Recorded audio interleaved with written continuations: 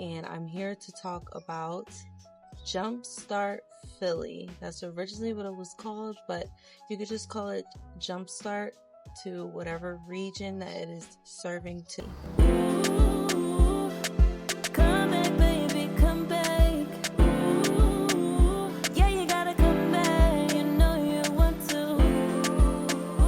You've been searching for his love. Hey guys, my name is Leah Sierra, and if you're new here, make sure that you like, comment, and subscribe if you like all things real estate, all things life. I am a girl from Philadelphia that is making it as a realtor and a developer, and I'm here to film my journey through it all. And on today's video, I'm going to tell you how I really got started into development. And if you are new here, you'll know that it is not easy. So this video is to mainly just tell you about my experience for when I went through the class, and if you guys are interested or just debating or you just want to see what it's about, here's the video for you. Just if anybody is curious about taking this class, I would say it's a 10 out of 10, and I'm going to tell you why. Okay, first day of class, everybody was quiet, and then we're waiting for the teacher. We're waiting very anticipation, and we meet Ken Weinstein. He is the founder of this educational class. He is a top developer in Philadelphia and was so honored to have the class be taught personally by him, meaning so that he has taught other classes and could have hired someone else to do it. So if you are from the East Coast, I'm hoping that this program will expand more into the other side of the country, but for now it is serving the tri-state area. Jumpstart is a class that expanded in 6 neighborhoods in Philadelphia and 8 other cities across the country, and it all started in the beautiful Philadelphia, and that's where I am right now, right on the sunny rooftop of Philadelphia. And it is just a beautiful city, just like any other city. The architecture is just super duper amazing. Jumpstart is an 8-week class. It is very affordable. When I tell you, it is under $200 to take this class, and you will learn so much. If you don't know already so much about development and construction, I would say that this is the best class to take to get more of that information. Each class is only about an hour and 30 minutes long, and when you first come to class, you will get this book. This is your handbook, this is your Bible, this is where you get your assignments into learning the real estate game. And I will say I still kept this book to this day because it is very valuable in information, and if you want to just refer back to something into development. All right guys, let's get into week 1. So week 1 was about the developing strategy. You want to basically come out with a strategy, and you want to figure out your exit plan. And we're talking about hiring people that is smarter than you will come a long way. Don't think that you could do it all by yourself. I thought that I was going to come up with this master plan of how I was going to just bring everything together by myself, and that is so not the case. You definitely have to hire people that are smarter than you, hire people that have more money than you, that know how to basically bring it back into your hand. So you have to basically figure out a strategy and figure out your exit plan before executing it. Beware of the risk and don't fall in love with the process. That was something he told us too. Just know what your risks are, know what your talents are, what you're not talented in.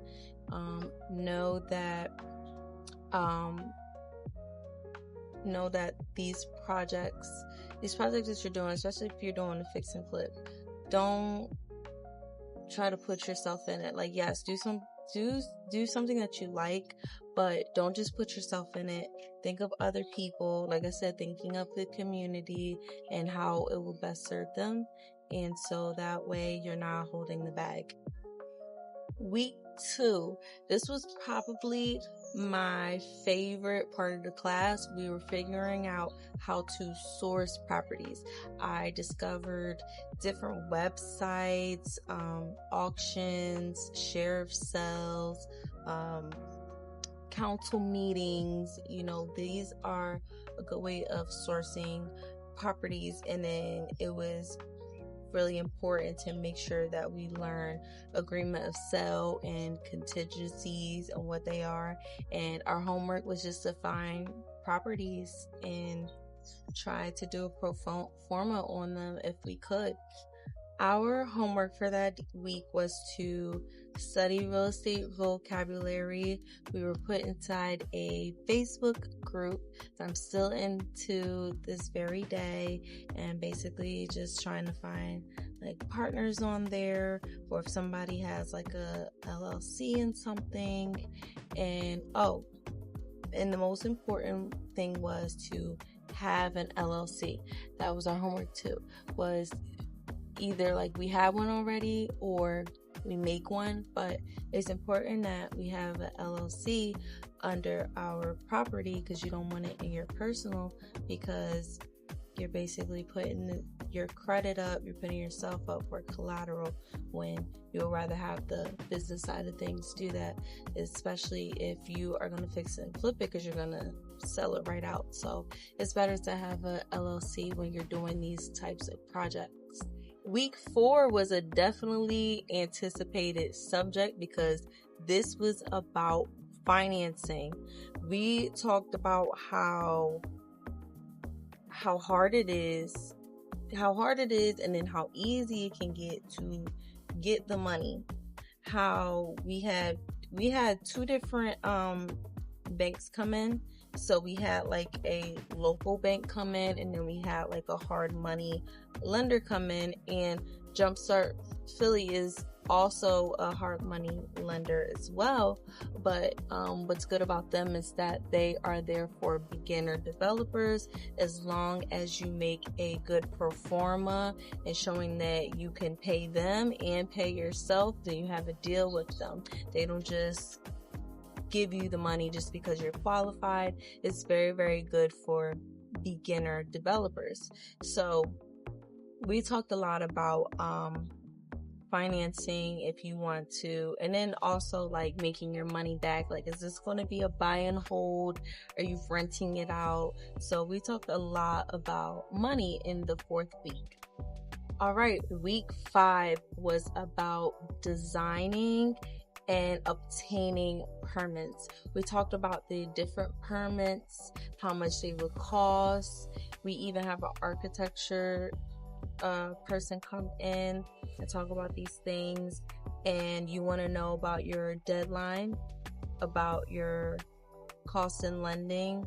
You want to know about the deadline within getting your property together. So these permits and stuff is something that you have to work out before you even start on a project, because they are really strict now on, they will close down your project and make sure that you pay a really pretty penny just to get it back up and running, and be waiting for months.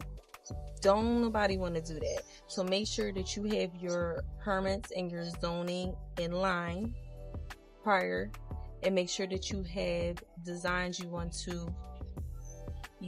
to hire a good construction team, a good architecture. You want to make sure that, sometimes you do want to get a permit expediter, because it can take several months. If you want to hire somebody for that, it's going to cost you a little extra penny, but it's definitely worth it if you're just trying to get in and out the property. So lastly, you want to think about the kind of renovations you want to do. Is it medium? Is it moderate? Is it, like a full gut rehab, just like how we talked about in week 4? And basically you want to have the scope of work. So important. When you're planning out these projects, you want to figure out your scope of work. Your scope of work is your contract. Scope of work is your contract. For your contractors and your architects, what you want done and how you want it to be done in the timely fashion it's going to be done, and how will they get paid and when will they get paid. It is all lined out for them. Scope of work is so important. So make sure that when you are developing a project that it is within that. But that is something that Jumpstart Philly talks about more in detail. I'm not going to tell you all the whole, but that's just some of what we talked about in that week. All right, we getting through this real fast, guys. I'm already on week 6. Week 6 was about construction, and we just talked about like electricity, knowing how knowledgeable your contractors are, the timelines, and bringing whatever in order, like, electric goes in first, and then the plumbing, and then the drywall, and, just different steps and process of things that go together within the scope of work. And then that's what brings me into week 7. Week 7, we actually had a class. Our class wasn't inside the classroom no more. We went to a house that was being fully gut rehabbed, and it was the most, I would say, I know I said one of the weeks was my favorite class. So I feel like that was my favorite class, because you are really like in the gutter. Like you are seeing everything that's going to be from start to finish, and that was one of the starts.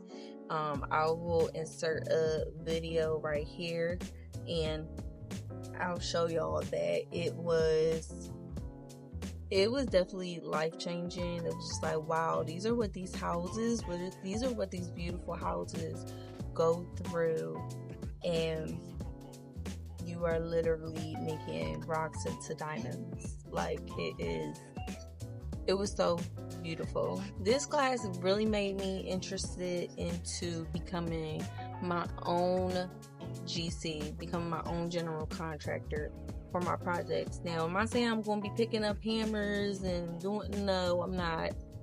I just want to be educated, so I know that when I do have contractors, when I have the guys come in and do all that, I know exactly what's being done and how it's supposed to be done. So it's really, really important to become your own GC eventually when you're doing these projects. So we walked around and he explained the process, certain measurements for Section 8 housing, because that was the house was meant for Section 8 housing, and he explained why he picked the neighborhood. And I want to give a big shout out to Les Hamilton. So don't just invest in yourself, invest in the community, and a bigger blessing will come out of that. There is so much blessing into blessing others.